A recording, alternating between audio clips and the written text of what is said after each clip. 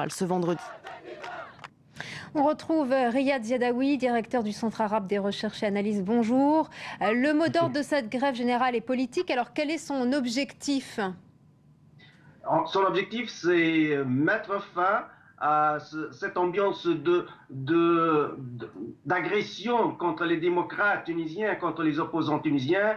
Rappelons-le, le GTT reste un contre-pouvoir très déterminant à l'égard de Nahda. C'est une organisation qui a toujours défendu les intérêts de la classe moyenne contre le gouvernement tunisien depuis 1978. En 1984, ces grèves sont respectées et sont craignées aussi par le pouvoir actuel Nahda. La chute spectaculaire aujourd'hui du pouvoir d'achat des Tunisiens, les prix ont doublé, la valeur du dinar a chuté. C'est l'UGTT qui défend les intérêts de la majorité des Tunisiens. Nahda a voulu contrer l'UGTT par des milices qui se nomment les Ligues de la protection de la révolution. Ces ligues n'ont rien à voir avec la révolution, n'ont jamais déclenché la révolution tunisienne, mais elles les utilisent afin d'agresser ses adversaires dans la rue, dans les locaux. Même les locales du GTT a été agressé à maintes reprises.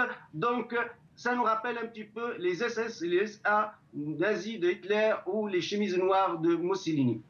En attendant, le GTT demande, c'est un mot d'ordre politique, mais quelles sont les propositions et que demande ce syndicat aux partis politiques ? Le GTT a toujours proposé le dialogue national. Ce qui se passe en Tunisie, c'est que le pouvoir actuel, en fait, a perdu sa légitimité depuis le 23 octobre 2012.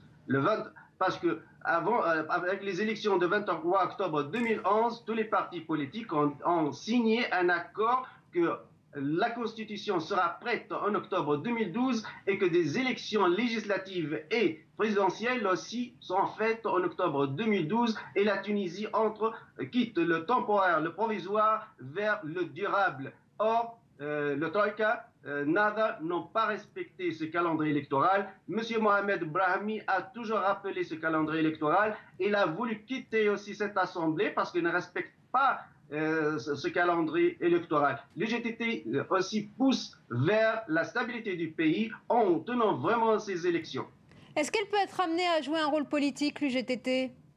Le GTT a toujours joué un grand rôle politique en faveur de la classe moyenne, de la classe pauvre en Tunisie. C'était toujours un contre-pouvoir contre la dictature de Ben Ali. Le gouvernement aussi de Bourguiba a défendu les intérêts de la classe moyenne tunisienne, très respecté ses grèves, très respectées. D'ailleurs, Nahda a toujours craigné le GTT parmi tous ses adversaires.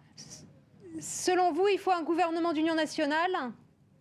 Absolument, un gouvernement d'union nationale neutre, parce que ce qui se passe avec les islamistes partout dans le monde arabe, ils ont un objectif stratégique, c'est islamiser l'État, soit par le bas, soit par le haut. Aujourd'hui, en Tunisie, ils veulent le faire par le haut. La même chose en Égypte, ils ont voulu la faire par le haut. Rappelons-le, les islamistes ne sont pas toujours des démocrates. Le premier coup d'État militaire mené contre un gouvernement élu démocratiquement au Soudan en 1989, c'était mené par les islamistes soudanais. Le général Omar al-Bashir, un général de l'armée soudanaise, a mobilisé ses troupes, ses blindés, afin d'éjecter un pouvoir élu démocratiquement représenté par M. Sadak Mahdi en 1989. Donc, dans leur histoire, ils ne sont pas vraiment des démocrates.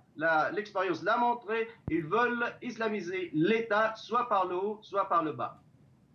Merci Riyad Ziadaoui pour votre point de vue.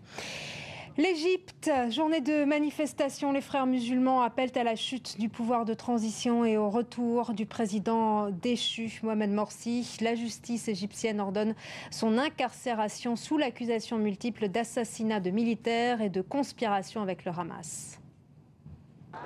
Un peuple, deux camps et une même détermination.